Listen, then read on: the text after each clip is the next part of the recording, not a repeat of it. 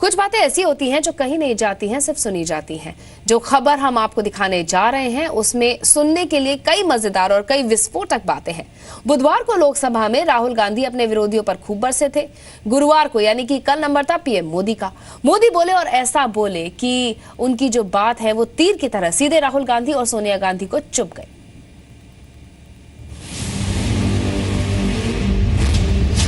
मोदी जी आए, राहुल गांधी जी आ गए। नमस्कार, बहुत बहुत धन्यवाद। भैया मैं आरएसएस का नहीं हूँ, मैं गलतियाँ करता हूँ। ऐसे तेजस्वी सांसद है, मैं सब कुछ जानता नहीं हूँ, सब कुछ समझता नहीं हूँ। उनको सुनना, उनके विचार अपने आप में एक बहुत बड़ी एसेट है। और बीच में मैं ऐसे हिला, एक और सही, परसों ताजगी भरी हवा। गलती कर दी, सही बात है। सर झुका करके आपका आदर करता हूँ। मोदी जी की फेयर एंड लवली योजना आई है। मैं जानता हूँ। अरे बोलने दो भाई।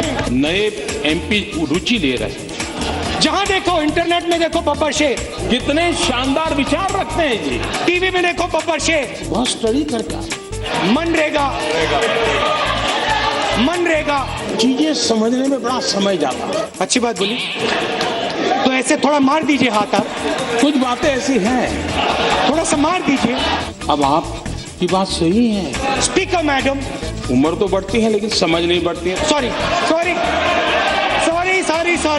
कुछ लोग मनोरंजन भी करवाते हैं। It's gone. ये आप ही की तो देन है।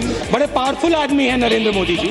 मैं आपके साथ 1000% सहमत हूँ। सुनने क्या आता? बैठिए।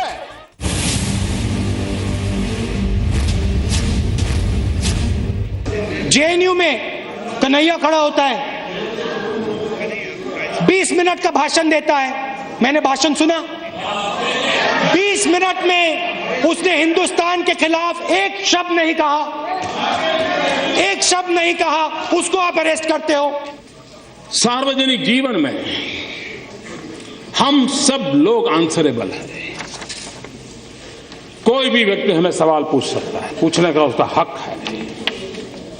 लेकिन कुछ है जो जवाबदेह नहीं है, नहीं कोई उनको पूछने की हिम्मत करता है, नहीं उनको कुछ कहने की किसी की ताकत है। मैं घटना का सिर्फ जिक्र करना चाहता हूं, अर्थ आप लोग लगाइए। रशिया के राष्ट्र प्रमुख श्रीमान क्रुश्चेव जब स्टालिन की मृत्यु हो गई,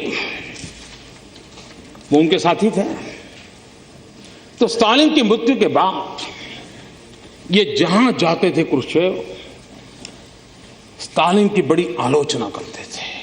तो एक बार एक सभागृह में क्रुश्चेव अपनी बात बता रहे थे और स्टालिन को उन्होंने जम करके अपना ही पूर्व के नेता को उनकी मृत्यु के बाद बहुत कोसा।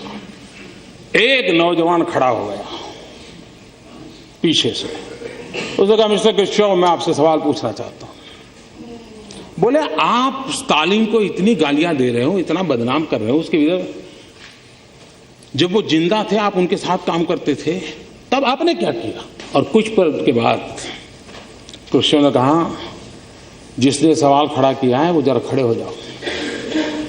वो खड़े हो गए। उन्होंने कहा, तुम्हें जवाब मिल गया? तुम जो आज कर पा रहे हो, स्टालिन के जमाने में मैं चाहता था लेकिन नहीं कर पाता था। और इसलिए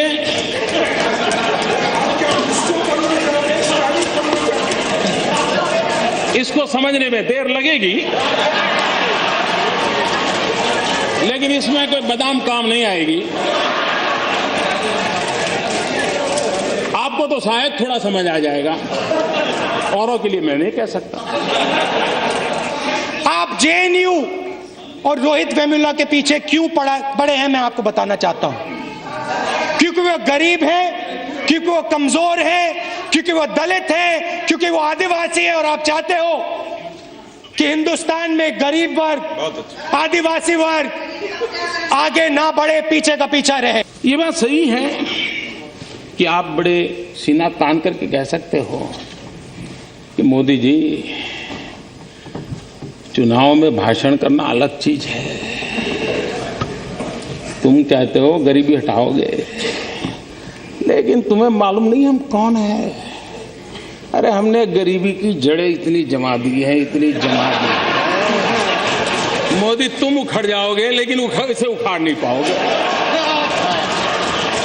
इस बात का कोई इनकार नहीं करेगा कि इस देश के 60 साल के कार्यकाल में अगर हम गरीबों का भला कर पाए होते तो आज मेरे देश के गरीबों को मिट्टी उठाने के लिए, गड्ढा खोदने के लिए मजबूर नहीं होना पड़ा। He told the Congress president that he had solved the Nagaland problem. And the most important question, where has this accord gone now? Bangladesh सीमा का विवाद सुलझा। आप कह सकते हैं देखो, हमने अगर हमारे कार्यकाल में कर दिया होता तो मोदी तुम्हारा अचीवमेंट कहां होता है? ये तो तुम्हारे लिए हमने छोड़ के गए थे, आप ही की तो देन है। मेक इन इंडिया का बब्बर शेर तैयार किया, काले रंग का बब्बर शेर, उसके अंदर देखो तो घड़ी जैसा चलता है वो। जहां देखो, इंटरनेट में देखो बब्बर शेर, टीवी में देखो बब्बर शेर, मोदी जी का भाषण सुनो बब्बर शेर, स्टेज जल जाता है बब्बर शेर।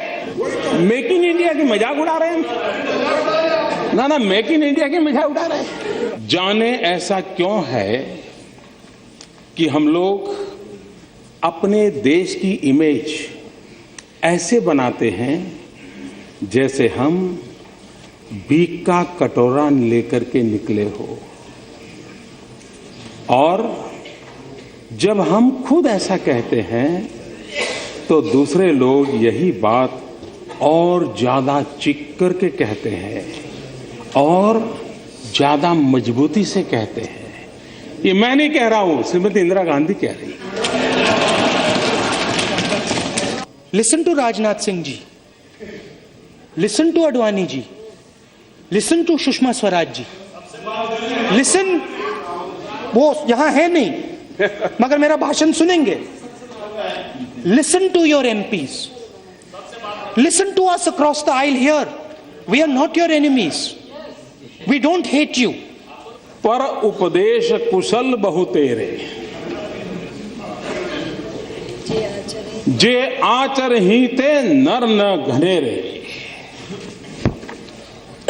दूसरों को उपदेश देने की कुशलता वाले तो बहुत सारे लोग हैं, परंतु जो खुद वैसा आचरण करे वैसे लोगों की संख्या बहुत कम है। उपदेश सुनता रहा हूं, सलाह सुनता रहा हूं, आलोचना झेलता रहा हूं, आलोचना से ज्यादा आरोप सह रहा हूं, ये सब चल रहा है। और मुझे क्या हुआ है कि 14 साल के काम काफी कुछ मैं इससे जीना सीख चुका हूं, इससे जीना सीख चुका हूं। हमारे देश के सम्मानीय प्रधानमंत्री डॉक्टर मनमोहन सिंह जी अमेरिका में थे। अमेरिका के राष्ट्रपति के साथ उनका बायलैटरल टॉक होना था। देश के सम्मानीय नेता थे। हिंदुस्तान की कैबिनेट, जिसमें फारूक अब्दुल्ला साहब बैठते थे, एंटनी साहब बैठते थे, शरद पवार साहब बैठते थे, इस देश के गणमान्य वरिष्ठ अनुभवी नेता बैठते थे। उस कैबिनेट ने जो निर्णय किया, उस निर्णय को 27 सितंबर 2013 पत्रकार परिषद में फाड़ दिया गया था। ऑर्डिनेंस को फाड़ दिया गया।